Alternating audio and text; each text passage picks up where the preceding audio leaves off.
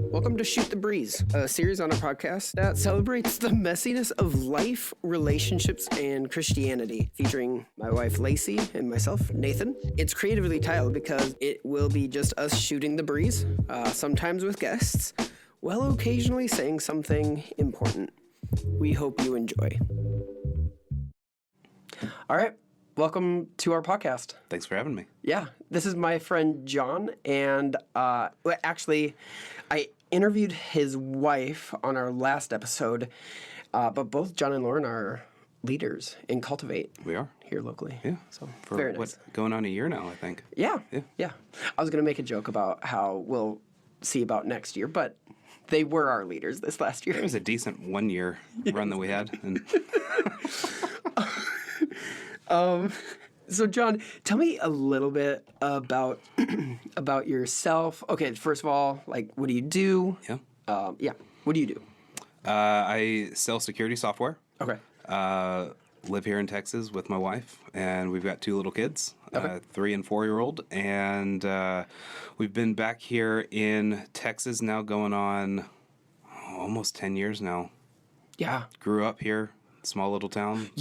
I grew up here. You grew up here, yeah. And then you and Lauren met in, was it Dallas? Fort Worth. Fort Worth. Yeah. Grew up in Fort Worth, and then, You bounced grew up in around Fort quite Worth? a bit. No. We met in Fort Worth. You met in Fort Worth. Met in Fort Worth, yeah. So met in Fort Worth and then bounced around a bit after going to high school here. You want to get out of here. You want to get out of the town.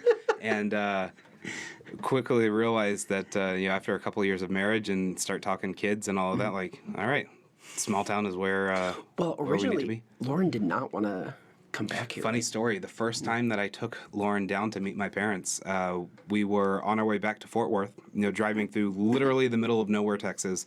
And one of the things that she said on our way back was, there's no way I'm moving.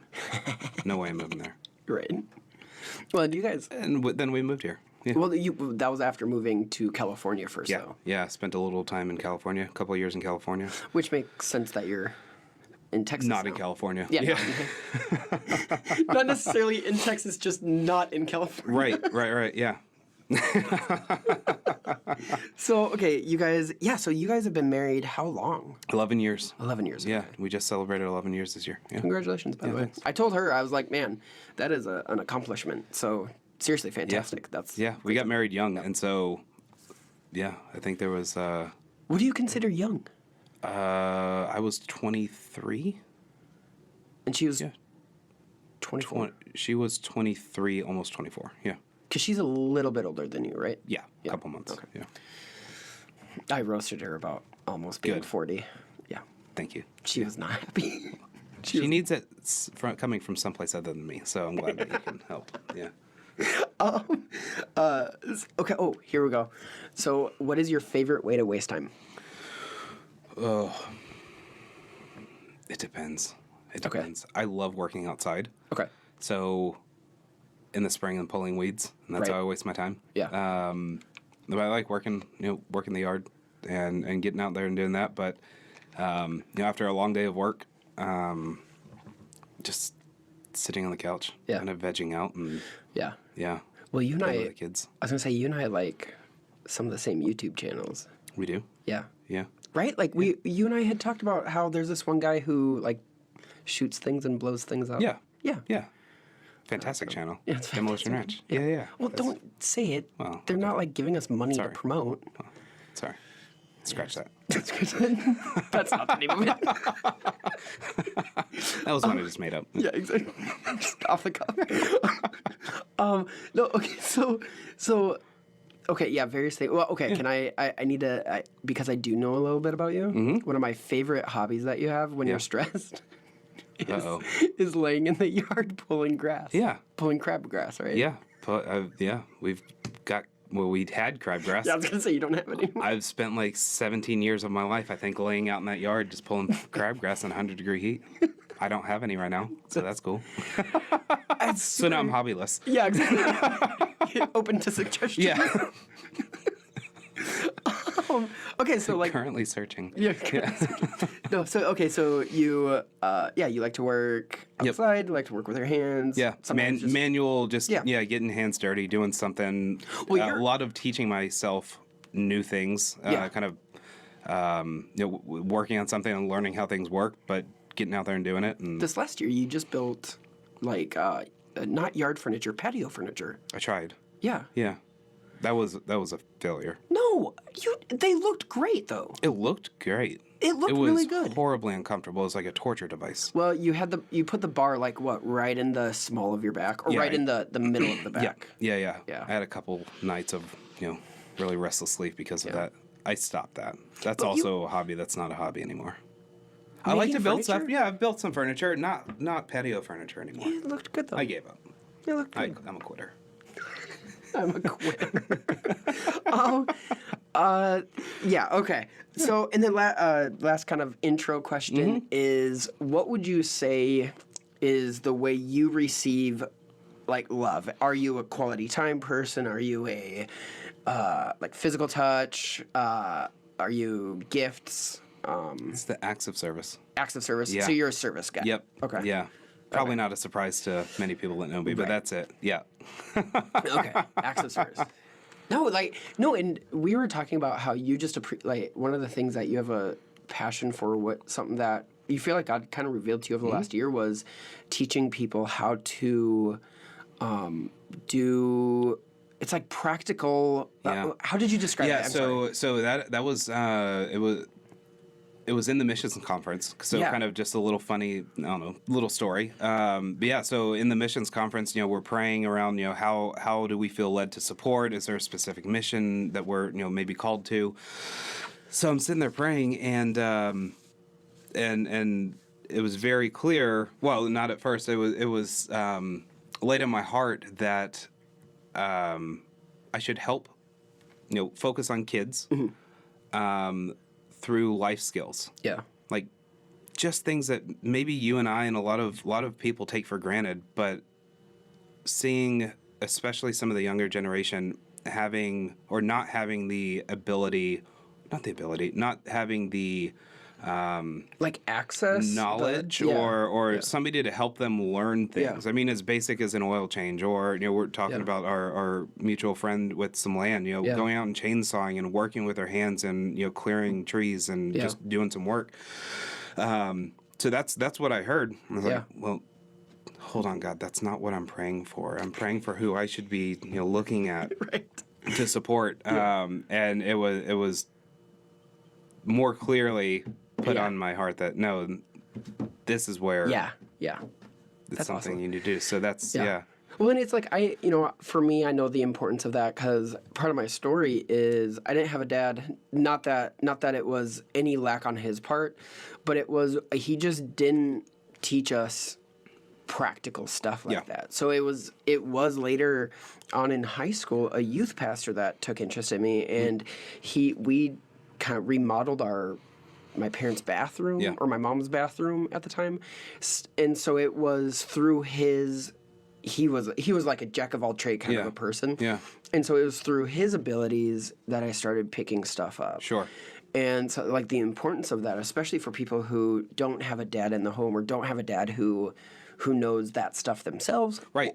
Just so many reasons why. Well, and even I think even with specifically young men and boys, even with an active and involved father, there's probably things outside of that father's knowledge or skill set that there's areas that they can learn. And so I was very fortunate growing up with both parents being very active in my childhood. Right. And so I was able to learn a lot of really just cool things as a kid that I took for granted, that I just assumed that everybody knows how to do this or whatever it may be. And that's just not the case. And so, I had the great thing like with that, and you kind of hit on it of having multiple people being able to speak into someone's life. You get different skills and talents and all of that involved. So I was actually working with Daniel the other day on his property. Yeah. And we did chainsawing, we did like big tractor moving tree stuff, and It was great because it's that very thing of him and I. There was a few trees that we had to fall, but how they were falling, it was going to be very awkward to get it out. Right. And then you're dealing with like a huge tractor. You're dealing with tons of weight pulling on chain, and so we had to problem solve that. And with the more people you can get involved in that, and like you're saying, you know, having 2, 3, 4 guys, it's like, okay, you can bring that knowledge.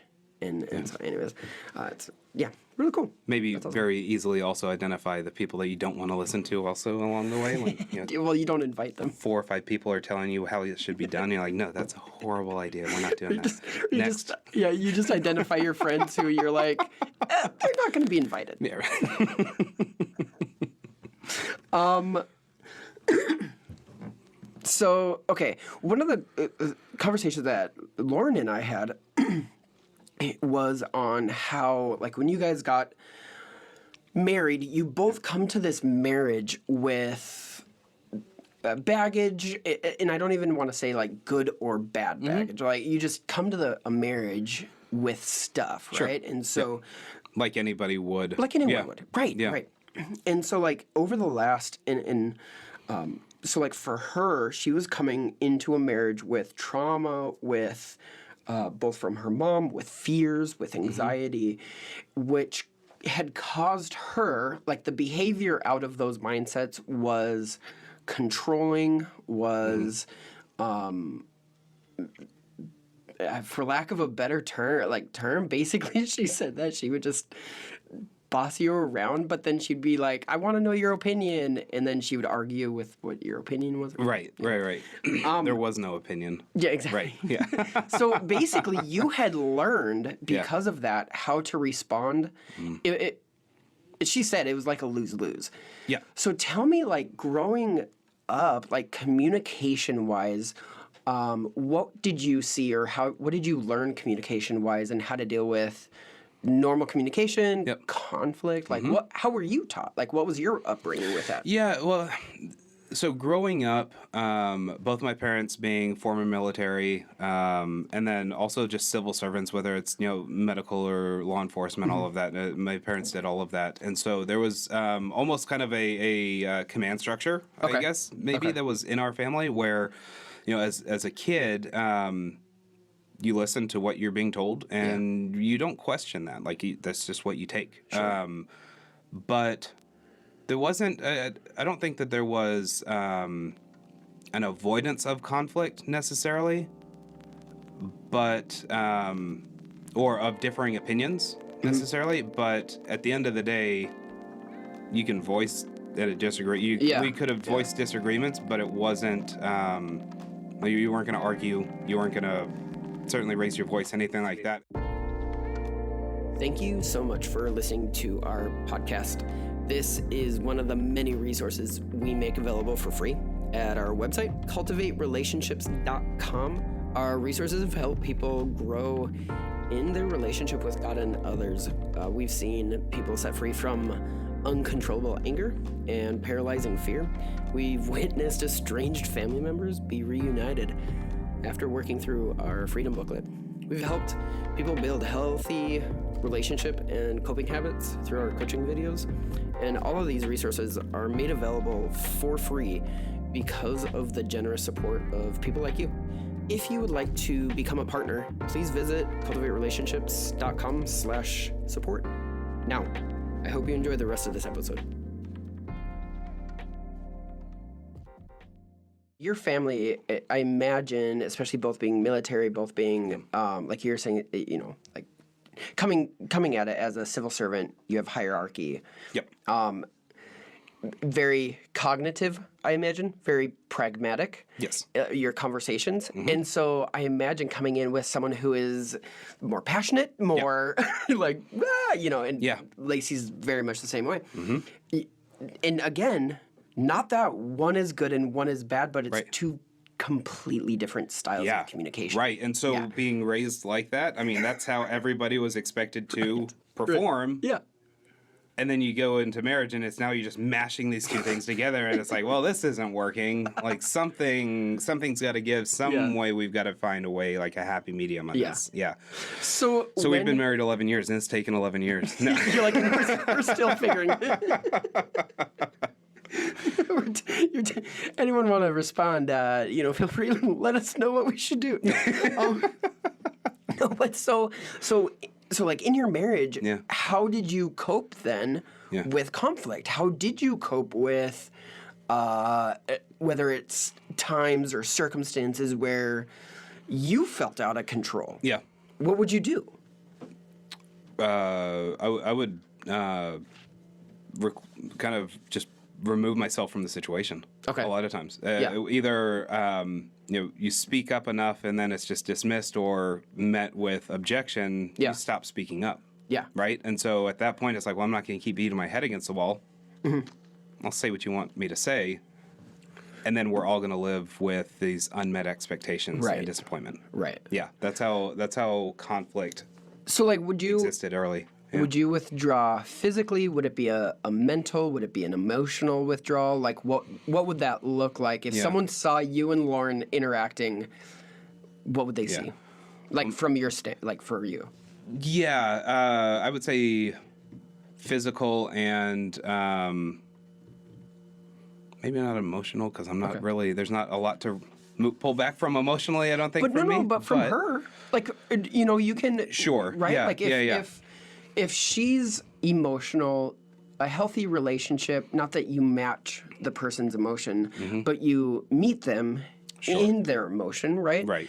And so, like, even with that, I know how I respond. And so I imagine it'd be similar where you'd be like, okay. Yeah, like exactly. You just walk away or don't acknowledge their feelings. You get, it was like, just let me get to a point where we're not at each other's throats. Right. And then I've got something to do. I'll be back in an hour after I'm done at the driving range. Yeah. Right. Yeah. Okay. So, so in this, like, what are some things that you've learned or realized or even come to terms with how you were, I'll say how you learned conflict? Because I think, I don't want to disparage, same thing like with my parents. Not that they intentionally taught you to do this, but from how you learned conflict or conversation, what are things that you've realized coming into a marriage and obviously desiring a healthy marriage, right? What have you learned? Like, how does John Barclay cope now, and what are some things that you've learned to not only just help you cope, but also engage? Yeah, so I would say the big stepping stone in the right direction for where we are now was realizing that one way or the other wasn't right, but also the way that we were both going at it was not right. Right. Okay. So that was a big step. Hold on. Yeah. I want to pause there because I think that's such a profound statement, because I think we can often come into a relationship, whether it's friendship, marriage, whatever, with, well, I've been doing this. How come you don't do this? Right. This is so easy. Why aren't you getting it? Yeah. So how do you, I guess in that, it's like with, and we'll get back to things that you've coped with, but I want to pause here, like with Lauren. Yeah. With my wife, who are both passionate, both vocal, loud. Yes. These are all positive statements. These are nothing derogatory at all. Okay. And sometimes I perceive irrational. Yes. Yep. But also, I can be very robotic, which is not healthy. Well, and I think a lot of in conversations that we've had outside of this, I think there are a lot of similarities in the way that you and I dealt with conflict, versus our spouses, right? And then how those issues kind of boiled over, right, or maybe progressed. Right. So how did you though learn to value Lauren where Lauren's at? How did you learn to value that? I think it was really just finally coming to the realization again that neither one of us is wrong. We're both, our intent and our focus in overcoming whatever the issue was is still like, it's still, we want the same outcome. Yeah. We're just going about it completely different ways. And her being very vocal about it and emotionally driven behind whatever it was, and me being really the complete opposite of that is not going to get us there. Yeah. And so it really was just honest conversations between the two of us where we could get to that point of understanding mutually, and also like just clearly saying, like, from my perspective, hey, when you come at a situation like this, I'm not going to be able to respond well. Yeah.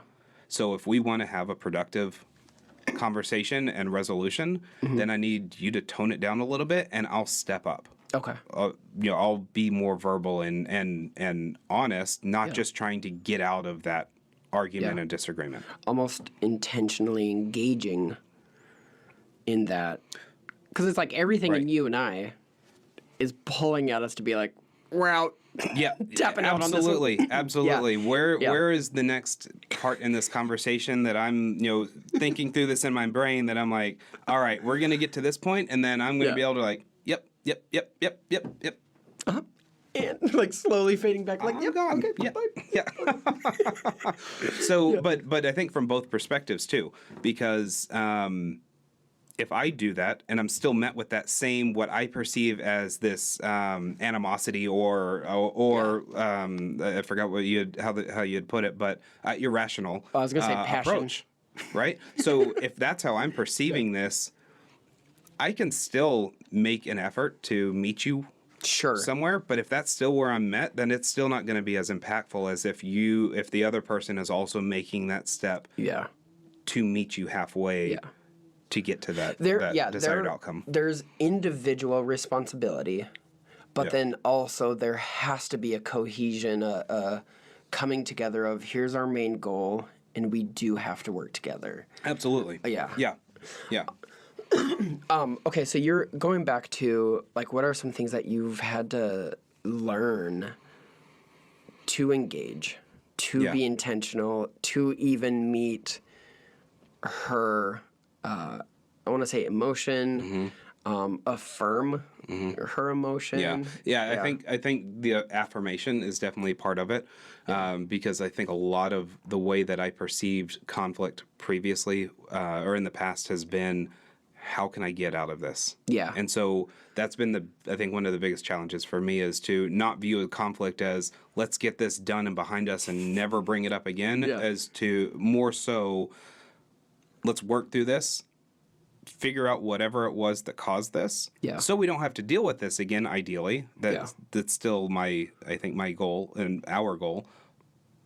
But how can it be a positive step instead of just stubbing your toe along the way down this path? What are some concrete things that you've done in putting yourself out there emotionally for her benefit, but then what are some concrete things that you've done to affirm her? Because I think, honestly, like, people listening who are more passionate and lively with their words are probably listening to this conversation going, oh my word, like, they're not saying anything. But then people like us are like, so what do I do? Right. So what do I do? Because I what are concrete ways what are things that you have done? And honestly, I know for myself, it started off with me going, like, in my brain, thinking, Nathan, tell her emotions. You understand why she would be feeling that. Yeah. Tell her that. Yeah. So I think that definitely part of it, for sure. But even more simply, being present in the conversation and actually engaging in a dialogue versus just trying to satisfy an answer. That was, I think, part of it. Yeah. And then I think also part of it for me is my wife can, she can come at things very passionately. Sure. And in some of those circumstances, it's overwhelming for me to deal at that point. Yeah. And so in the past, it would be, let's just talk about that later. And then a couple weeks later, it goes by and nothing and nothing and nothing. But being intentional to follow up. Okay. Me being intentional to follow up. Because if I left it to her, it would be 5 minutes later, we're going at this again. And I still wouldn't be ready to actually... Later is 10 seconds? Yeah. Yeah, right. But like verbally processing what I'm feeling and what my thoughts are. Yeah. In the moment, I'm horrible at doing that. Right. So intentionally coming back and me being the one to bring it back around. Okay. And having her on board with, I will bring this up and she'll trust me that I actually will bring this back up because I do honestly want to resolve that issue. Right. Instead of just a dismissive, let's talk about that later. Yeah. And never get to it. All right. So in all of this, I see a passionate and very perceivably irrational Lauren on one side, and a stoic, robotic John on the other side. You and I would agree that stoic, robotic is by far the best way to live. Correct. However, can you tell me a little bit about how there are times where you know for a fact that passion, that excitement, that perceived irrationality, you're like, you know what? That was warranted. That was needed. Or for you, that was so beneficial for us. Mm-hmm. That. Yeah, I think Lauren's excitement around things, and so I am maybe more stoic, and I internalize a lot more. That's not outwardly facing and not outwardly apparent. Both of us are internal processors, and I think both of our wives are external, loud. Right, and so where I may be seeing, Lauren's response to something as preemptive or jumping the gun, like, why are you excited about this at this point? Like, I'm excited, but I'm not, I'm not going to show you. Right.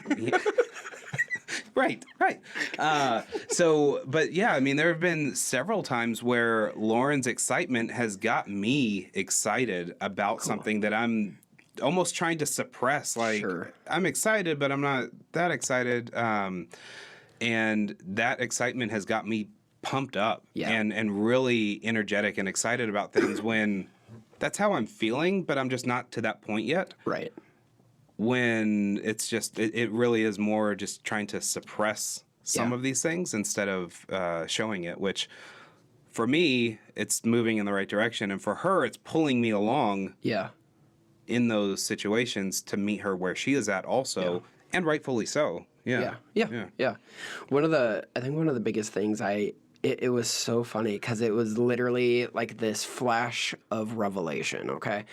So I'm an internal processor, and so anyone who's not an internal processor is just noise. Like, I view it as you're just talking, and it's noise because you're not, how I perceive, you're not actually saying anything that brings resolution. Sure. And it was honestly, I think I managed it well for a number of years, but it's only been in like the last 2.5 years or so where it struck me as a revelation, Lacey is a external processor. And it's funny because I have so many friends who are external processors, like vocal processors, right? I'm totally fine with them, and I'll just let them talk. Like, dude, you talk, you know? Right, I'm fine with that. But it's like I would take the things that Lacey was saying personally. Sure. And like I said, I feel like I managed it well for a number of years once I dealt with my own stuff. Right. I managed it well, but it was like only probably like 1.5 years ago or 2 or like recent. Yeah. That I was like, I don't have to be offended at this because that's literally the process for her is saying all the words. And so to me, that was a huge revelation in my interaction with her specifically, but then also other external processors. It's like, they're talking. That's how that's how their brain processes information. Yeah. Well, and I think also, for me, understanding that there are going to be differences and that diversity of the way that people process or the way that people view certain things is good. Yeah. And more often than not, we have more in common and our goals are the same. Mm-hmm. How we get there is vastly different. Yeah. And that's not a bad thing. Right. Even though I have my bias towards a certain way. Yeah. Maybe that's not always the right way. Right. But there's, that just variance of how people process is really good. Have you, and that kind of goes back to that kind of where we started off of having multiple guys like speaking into a person's life, right? And even I think that's the thing, like in marriage, you expect, it's so funny, like in friendships, I feel like I have a camaraderie where it's like, oh yeah, like what's your idea? And I didn't even think of that. That's awesome, you know? But then if I... More willing to listen to other... But then like my wife, she'll give me an idea. I'm like, stupid. The worst idea I've ever heard. First of all, I have better ones. You know? Yeah, very dismissive. Yeah. And I don't know. And I think that's maybe just a byproduct of living in such close proximity with people. I don't know. That's... Oh, yeah. Oh, yeah, I'm sure. Yeah. Because I think of like even like when you live with family, short amounts of family, you're like, oh, dude, you're so awesome. Like I feel like we could share a house together and be awesome. And then you share a house together and you're like, oh no. Yeah. I've made a horrible mistake. Going to college, I had some great friends that went to high school with. We knew each other really well and had for a while. Go to college and live in the same apartment. And that crumbles, right? I mean, well, yeah, you realize one of your guy friends doesn't even wear pants. It's like, you gotta wear pants, man. Yeah, I know. Yeah. So, it's just, you start, it's just, and then every little thing starts setting you off, and there's no grace or no... the way they chew their food, the way they... Do you have to leave the kitchen messy? Yeah, like everything. Yeah, it's just, so I think that just puts a whole nother level of stress or...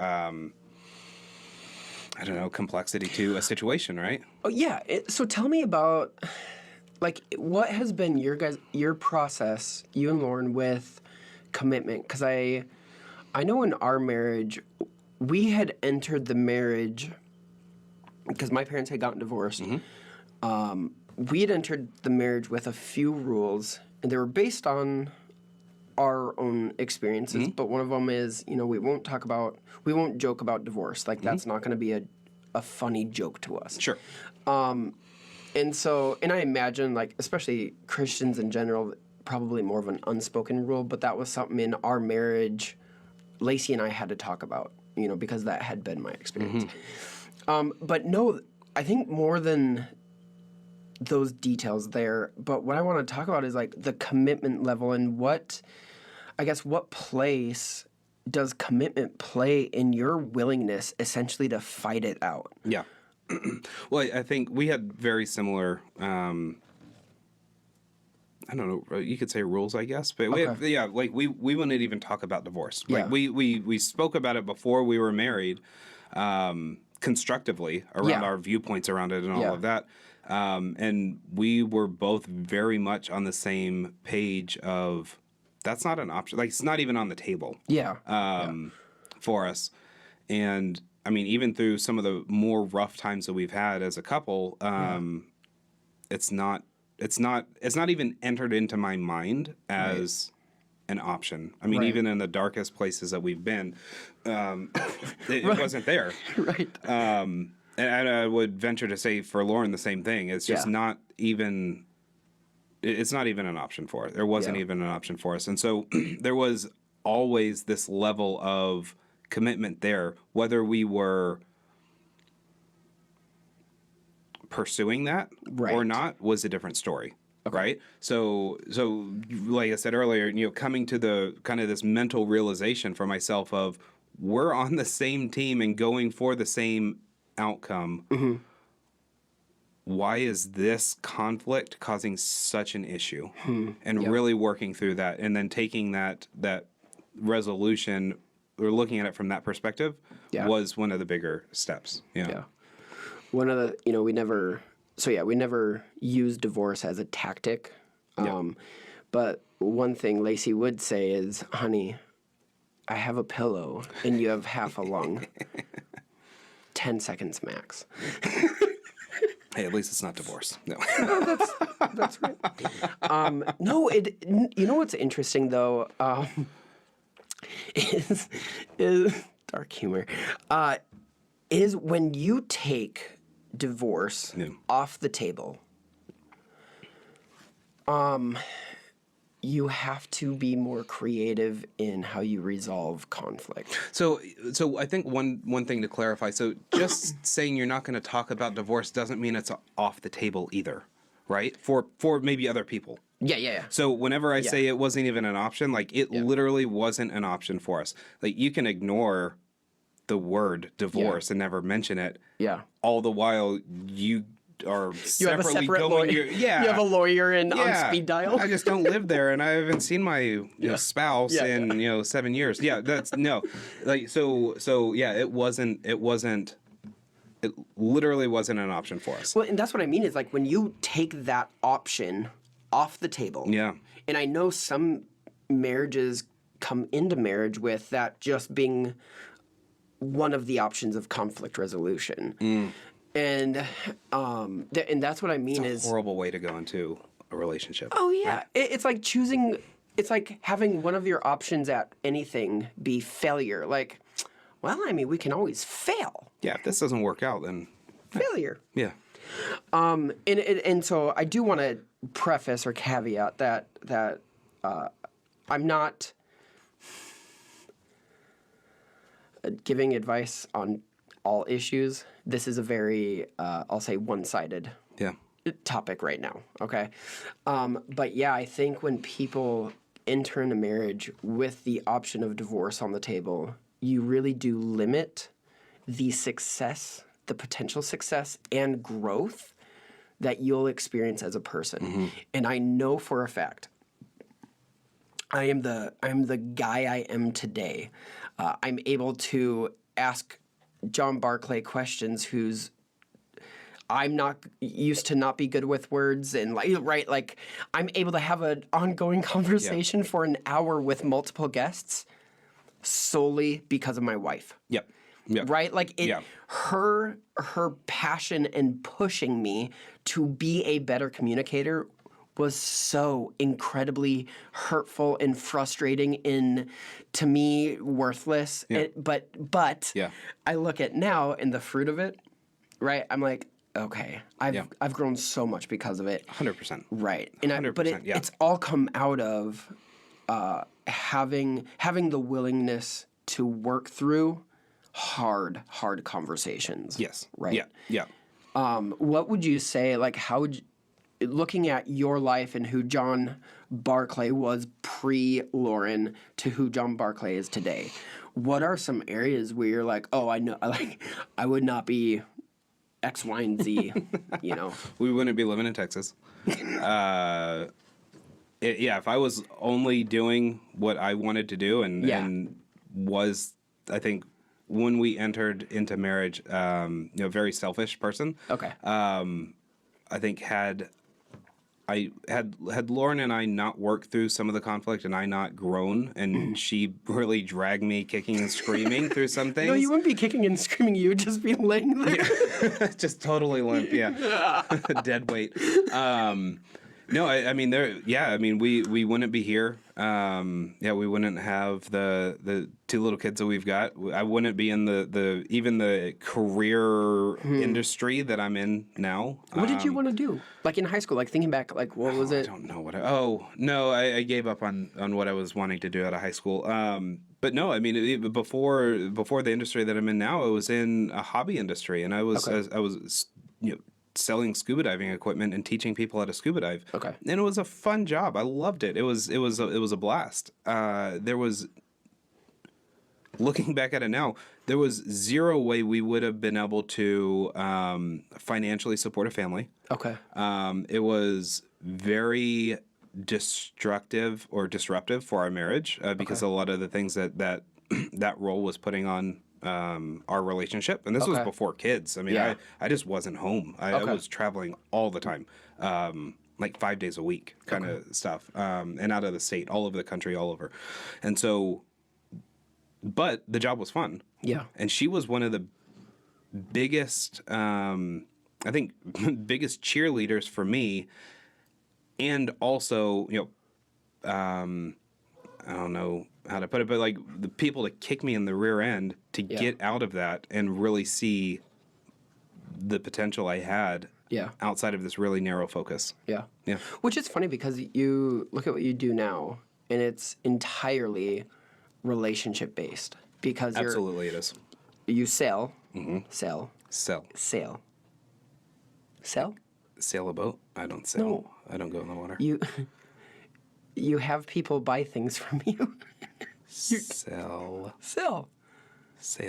Anyways. Agree to disagree. We can do this all day. You are in sales. Yes. And which takes relationship building because you have to have camaraderie, but then you're also communicating. You have to talk to sell a product. And so what, with that, it's all in, I would assume, Lauren and you two learning conversation, learning how to talk, learning how to resolve Yeah, it was it. like taking these baby steps in the home, right? Right. And then now I can apply this outside of that, right? What I picture John like you were saying, you want to get out of a conversation quick. Like I imagine someone asking you questions about sales and or like a product that you're selling, and you're like, I'm just gonna go over here. Like you're just gonna withdraw from the sale. I'll give you 1 point and then I'm out. Exactly. Hope that's enough.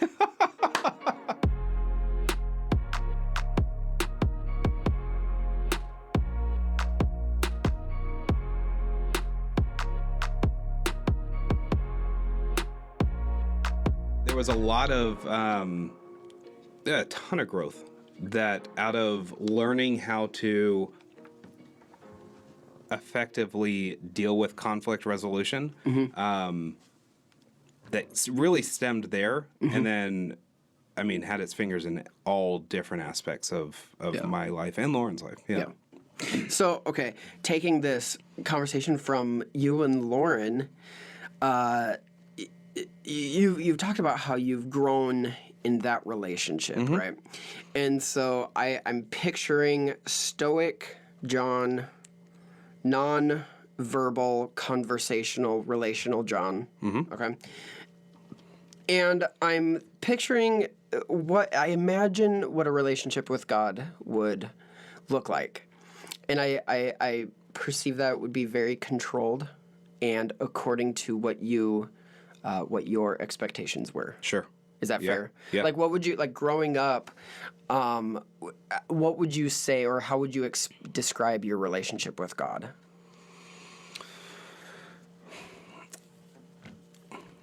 Yeah, I would say one-sided for sure, where it's like I've got expectations, I'm not voicing those expectations. I'm just sitting here waiting, and then I'm just, all right, well, I guess that's not the way it's supposed to be, so maybe there was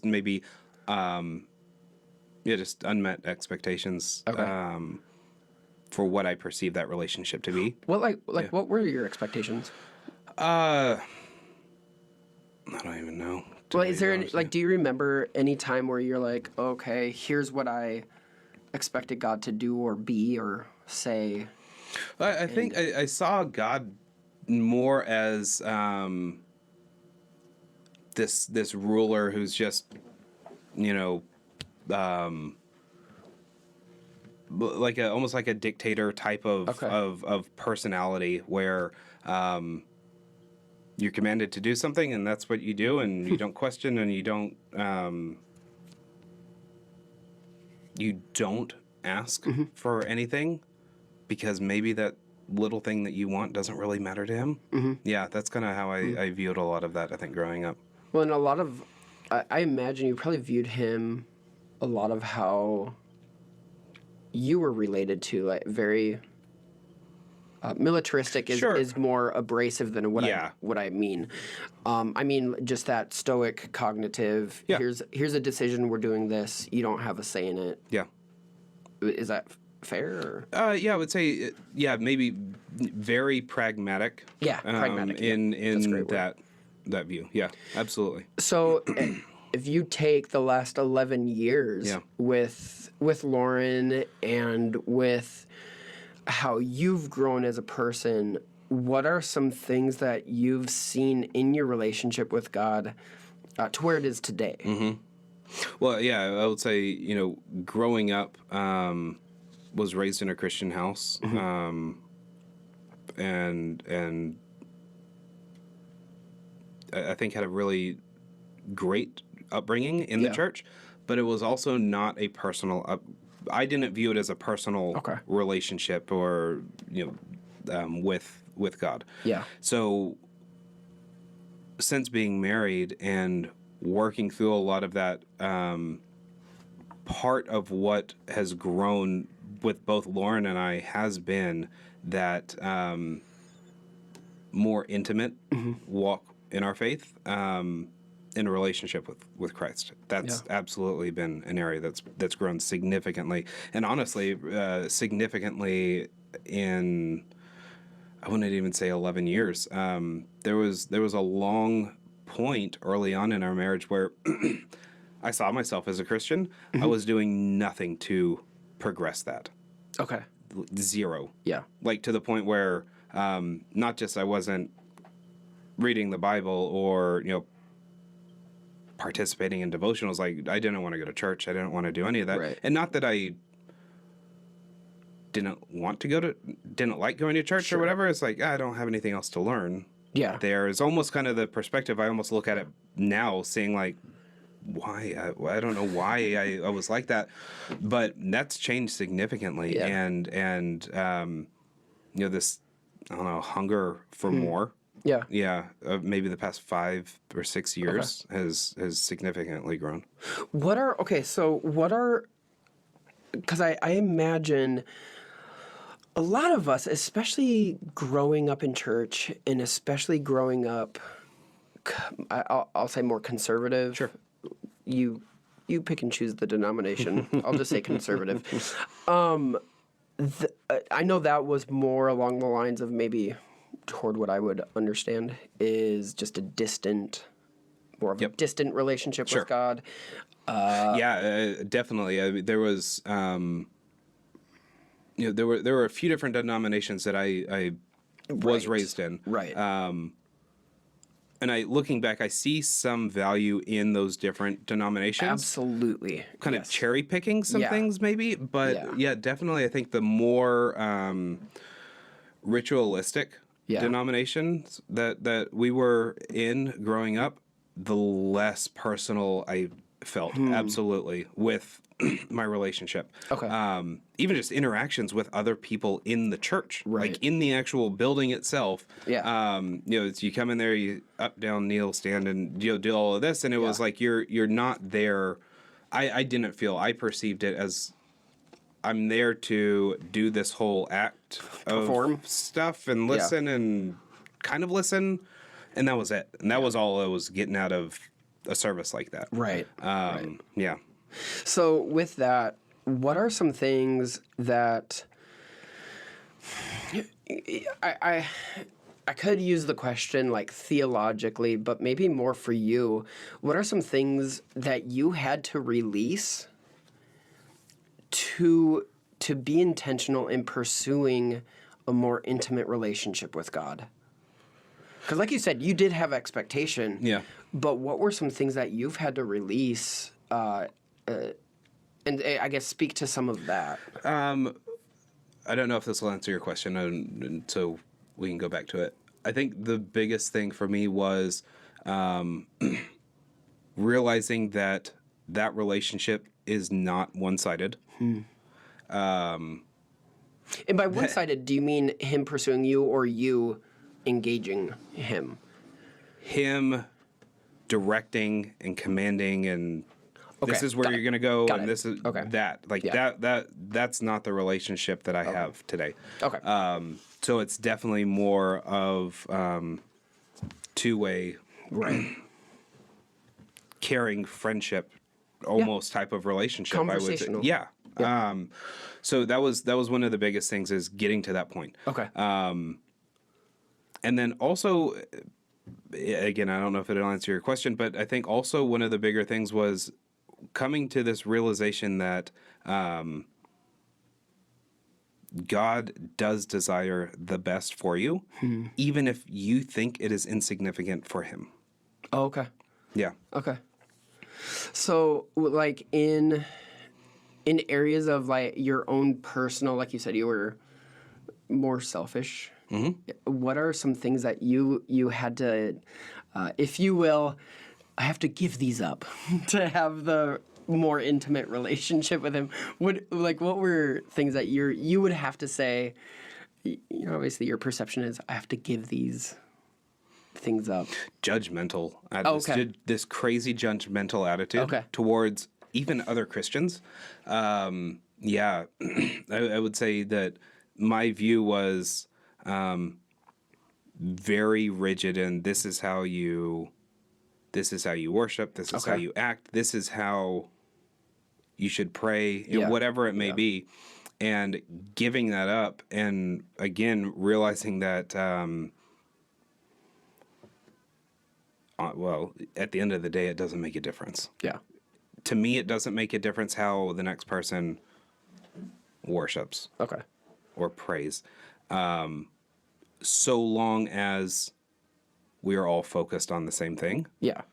Right? Yeah. I think that's the key thing. Right. And getting there doesn't matter. Right. Right. Right. Is there anything like in your and Lauren's journey together and looking at, especially like you were saying, probably the last 4 years, 5 years? Yeah. 5 or 6 years. Yeah. 5 or 6 years. Just before kids. What are some steps that you guys have had to take as a couple, and then obviously like you individually, to really encourage and enrich this pursuit? Because it doesn't happen accidentally, or I'm just going to sit here and see what God does. What are some things that you guys have been intentional in doing as a couple, then you, John, personally? Yeah. So I would say it definitely started with intentionally getting back into church and getting involved with a body of believers. Okay. That was the first step. And then from there it was, I don't know if we went about it the right way. It was getting involved as much as possible as we could, and almost kind of putting feelers out, like, is this the right area for us? Is this not? And that's kind of our approach and how we did it. That's fantastic. Personally, we landed on some great things. Yeah. It just took us a while, and it was a lot of stuff that we kind of sifted through and did that. But that's how we did it. But I think getting involved with a community of believers. Yeah. And not just on Sunday mornings. Okay. Small groups, just personal relationships with other believers, and being intentional to go beyond just a social type friendship with maybe other believers or other friends. Okay. And we were very fortunate to find that, even prior to moving here. Yeah. And so that really got us back on the right trajectory as a couple, and in our pursuit, and that was where it all started. So my immediate question is this, though. I don't know how to go deeper with my social friends. Right? Like, I mean, like I'm listening to you talking, and it's like I want that intimacy, and I want that friendship where it's more than just we go to a brewery or we go to the golf course or we go to the gun range. I would love that. Sure. And those are, none of those are bad things, but if that's where it stops, I want then more. That's not what you want. But what did you guys do? Like, how did you do that? Because, I mean, that's learned. Lacey and I have had to learn how to do that. But, like, what was your guys' journey in doing There was that? a lot of prayer. A lot of prayer, and just for some type of guidance to get there, because that is not the natural thing for me at all. Like, being like you're not on the gun range, shooting it, and then you're like, so how's your relationship with you and your wife? Like that's how most of my trips go, actually. No. Yeah, absolutely. But right? but even sitting Tell over me about dinner. That argument that you guys were in. Yeah. even sitting with friends around a dinner table, and it's very easy for me to stay surface level, and Right. that's about it. And we're not going any deeper. So I think really pursuing our own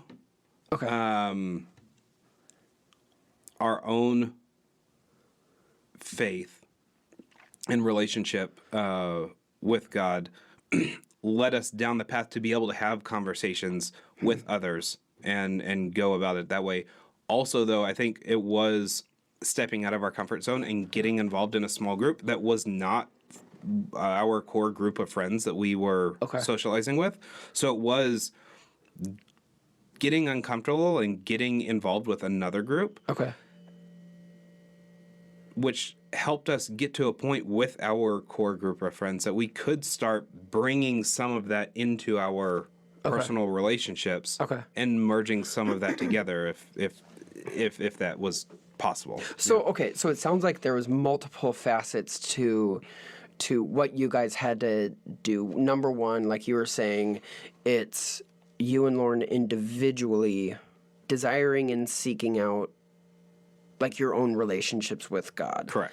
But then as a couple, being more participatory. Yep.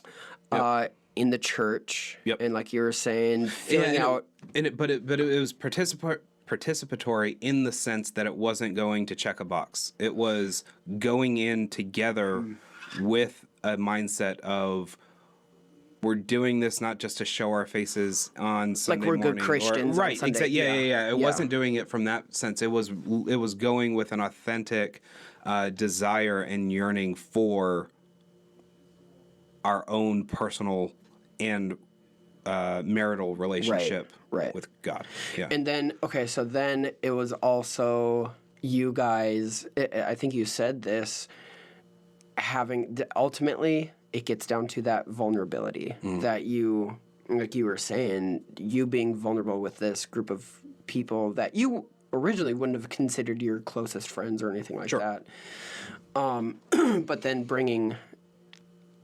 Yeah, so it's just multifaceted in how you guys got to where you're at. Yeah. There was no singular checkbox that you're like, we did this, and man. Correct. Yeah. And I would say it's still a process for sure. I mean, even after several years, right? Absolutely. But yeah. I mean, the first year or so of being very intentional about what we were doing, and what we were pursuing. I mean, it was a lot. Yeah. It was tough, and it definitely took both of our commitment. Yeah. To stick with it and to really pursue that. Yeah. After that, it got so much easier, and it became it not that it's easy, but it became something that we really desired and looked forward to, and that's what. Okay, so for Lacey and I, we like one of the areas that we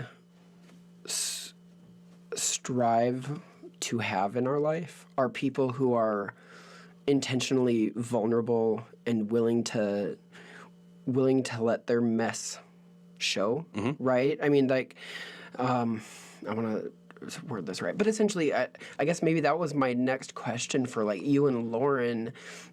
How much of what you guys desired came out of what you saw other people having, and then how much of it was like self-desire, like, man, I really want this.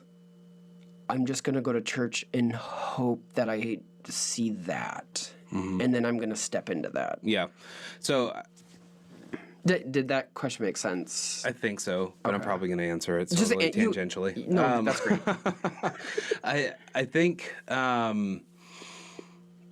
a lot of the driving factor behind getting through a lot of that was seeing what others had in their own personal walks. And seeing, looking at Lauren and I and saying like, there's something missing here. And so maybe out of a selfish desire to like, I want that too. Yeah. Well, and I don't even mean selfish. I mean like self-motivated. Like, sure. Okay. Yeah. That's Yeah. So definitely, like I do want a better marriage. Yep.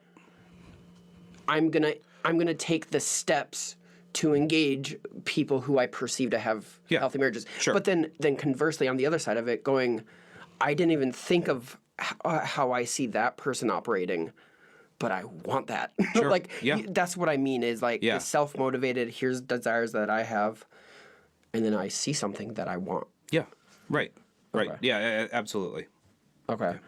And how much of what, as you're in that pursuit, you're in that pursuit, both you and Lauren, starting to see things with the friends, the small groups, the things that you're participating in, how much of that, I guess my question is why, on some of the things that because I know your story a little bit, on some of the things that I know made you uncomfortable, why didn't you stop? Why didn't you stop? Why didn't you go, I'm good? So it was a combination, I think, of two things off the top of my head. Prayer. Okay. And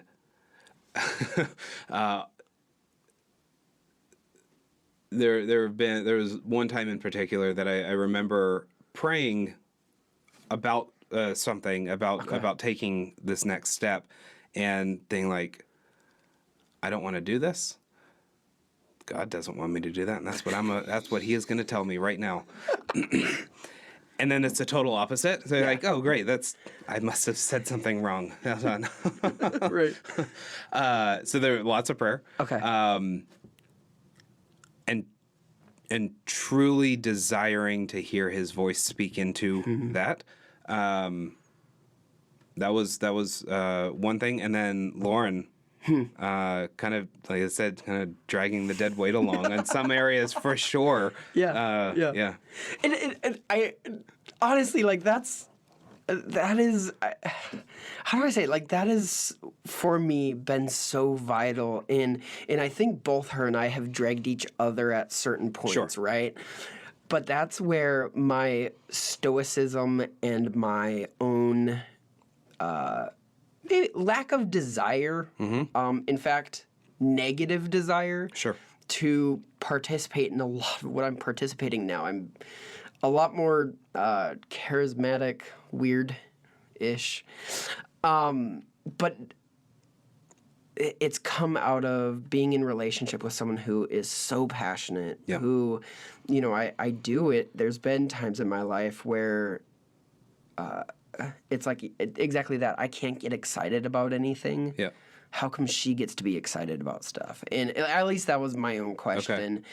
And it was in those moments where I had to choose to be drug into whatever she was participating in. Yeah. And I guess that... And then you, in my experience, and then very quickly you realize... Oh, wow, now I know what she was so excited about all of this. Great. Yeah. I'm just the slow one to get there. Yeah, exactly. Okay. But, and I think, honestly, man, as I know you and Lauren, I think that's the thing that is so challenging to me is, like, both of you, I know God has asked you and brought you to places that freak you both out, right? And I'm not saying, like, swinging off... chandeliers or anything like that. I'm just saying... Not yet, yeah. Not yet, yeah. We'll see what tomorrow brings. But I even know for, like, Lauren, and she was saying this, how people who said that they'd heard God's voice, she thought they were crazy. Yep. Right? Just, that small of an interaction with God. Yeah. But, like, both of you, and your willingness to not quit and not allow, maybe I'll say it this way, not allow fear of that thing to stop you from pursuing that thing, right? And so that's just something I admire about you both. Yeah, and I think one of the things, and it maybe was initially self motivated to do, was we both like to participate in things, but we also don't like to participate in things and not be truly involved and engaged, and just kind of float through and do that. Even if we feel like we're getting something out of it and learning and growing, we still want to be involved in it. Not necessarily in a leader type capacity, but that's what we like to do. We both like to do that. Maybe me more so than Lauren as far as that goes. It's like if you're doing this, I'm all in. We're gonna do it. We're gonna right. do it. Yeah, exactly. And so that's definitely been I think beneficial in that and that willingness to step out of the comfort zone, maybe. Well, and even like with what you guys were saying, how you found these different, I'll call them departments, okay, within the church that you guys are operating in. Your willingness to, hey, let's try this. Nope, that's not us. Right. Let's try this. And like you're saying, you're not just like surface level. I just disagree with that. It's very much like, no, I want something I can pour all of us into, right?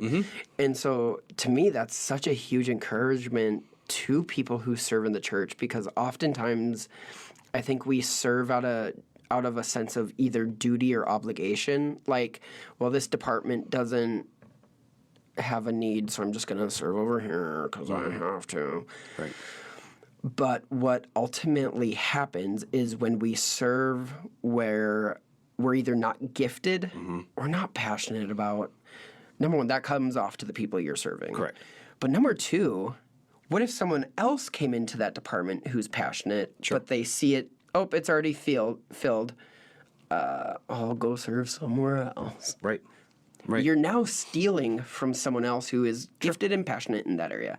And I think that's what I'm trying to get at, is you two were not, you're like, hey, let's bounce around. Let's see where our gifts, passions, desires are, where we fit with the people, where, and then we're digging in. Like that's where we're digging in. Yep. So I think that's huge. And that hasn't stopped either, which is really cool. I think between the two of us, I mean, we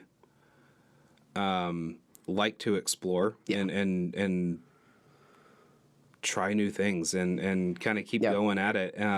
But yeah, I mean, there's definitely times where it's very clear, either initially or through reflection or prayer later on. It's like it's not that we need to look for something else, and it's not a bad thing for sure, or has any reflection on whatever that other thing may be. But yeah, it's just really coming to that realization that that's not it for us. Yeah. And I think trusting, okay, God, you're going to bring someone who this is. Absolutely. This is their absolutely. spot. Yeah. There's been some really cool experiences with just that. Cool. Here at the church that we've got to experience over the past couple of years, where really getting to see people step into different capacities, whether it's a leader or just supporting different groups, where it's very apparent that they belong there. That's cool. Yeah, it's really cool to see that actually in action. So it's good. Well, John, thank you so much. This was fun. Fun chatting with you. Yeah. I really appreciate it. No, I like I said, I just really appreciate you guys and your willingness to step out of your comfort zones. Yeah. But also, what I love is that you both push back. Like, you both are willing to you're not like, what's the right word, like, where you give in? What is it where you give in easy? What's that word called? What is that? Pushovers? Yeah. Yes okay. men? Sure. Yes men. Okay. Pushovers. Yeah. I think, but that really, I think, goes back to we desire to be very much a part of something. Right. And so when I think you're at that place with whatever it is, you're really connected and you're committed to whatever that is. And so there is an honest desire to see things work out, right? And so you whether you're in a leader position or not, you have this I think, responsibility to participate fully, and I think that's part of it. Okay. Yeah. One last question. I just thought of it because this is one of the thought things. we were over. No, I thought we were too. No, last question. Because this is an area that I've seen externally out of you, right? So we'd asked you to partner with us to lead a small group. Yeah. Right? And then we completely abandoned you within the first year. This is true. Because I had to have surgery. Right? No, here's Whatever. Yeah, that's the story. No, so here's the question I have, though. John, it's been about 2 years, I think, we've been doing this, right? Leading the small group? I think a little bit longer than that now because this was, a year before COVID. Oh, yeah. And, yeah. Well, do we count that year? We don't count 2020, yeah, right? It didn't. Yeah, okay, so 2 years. It goes yeah. 2019 to 2021. Correct. Yeah, 2 years. Okay, so in your own giftings, in your own abilities, you, I don't want to, spoiler alert, but you've become an incredible leader in that small group. But prior to that, you had said, like, you didn't view yourself as, like, someone who would lead a Bible study or small group. Well, so I do leadership of people comes very naturally to me. Okay. However, leadership in a Bible study or anything related to the church was very far outside my comfort zone. Especially, I mean, growing up in the church, you have this foundational level of knowledge, and then also, the way or through my years since then, as a child, really stagnant. Okay. Really, from a pursuit of relationship with Christ. Yeah. And so I definitely saw myself as a leader in a lot of aspects of my life. This is not one of them. Right. I'm not qualified. I'm not capable of doing that where I'm at today. And so, so when y'all brought that to us to, potentially lead the small group, this was one of those. This is the time I was like praying, like, is this something that we need to do? No, you're not. This isn't what I need to do. And then it was, no, this is it. And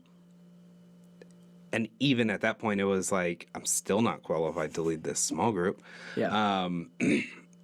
And it's been fantastic. This small group that we have has been incredible. Whether it's the people that have participated in the small group, but I think that's really been one of the biggest factors is the group of people that we've had come into the small group.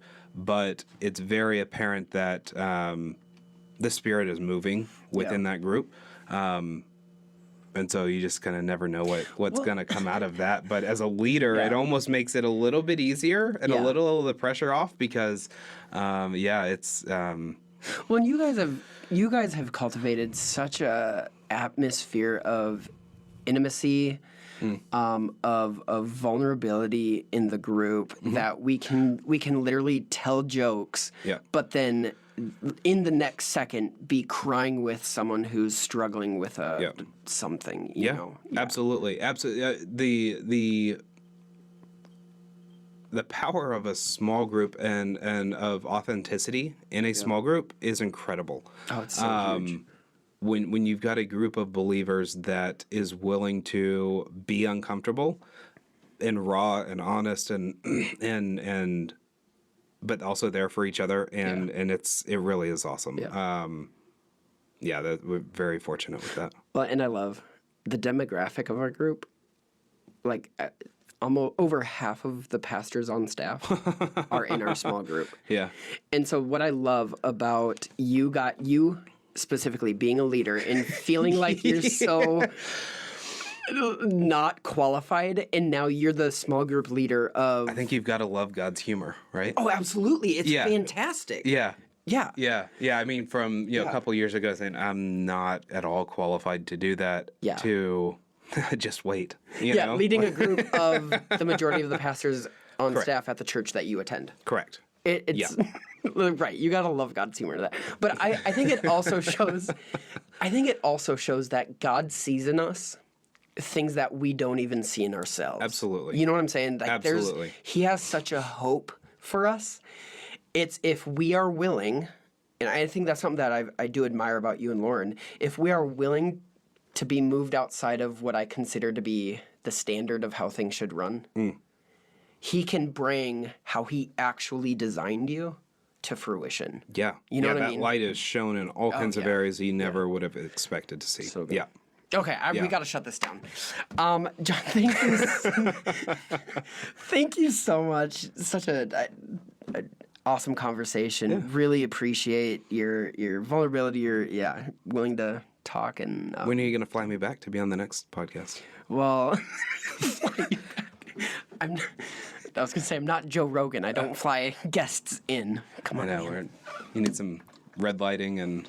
See the boom mic. See, that's what I was expecting when I walked in here. It's not a real podcast if it's not a boom. You say it's a podcast. That's still to be determined. It's my own boom. Bring that next time. Okay. Goodbye. It was fun being here. Well, thank you. Yeah. I'm debating whether or not to have you back. Okay. Goodbye.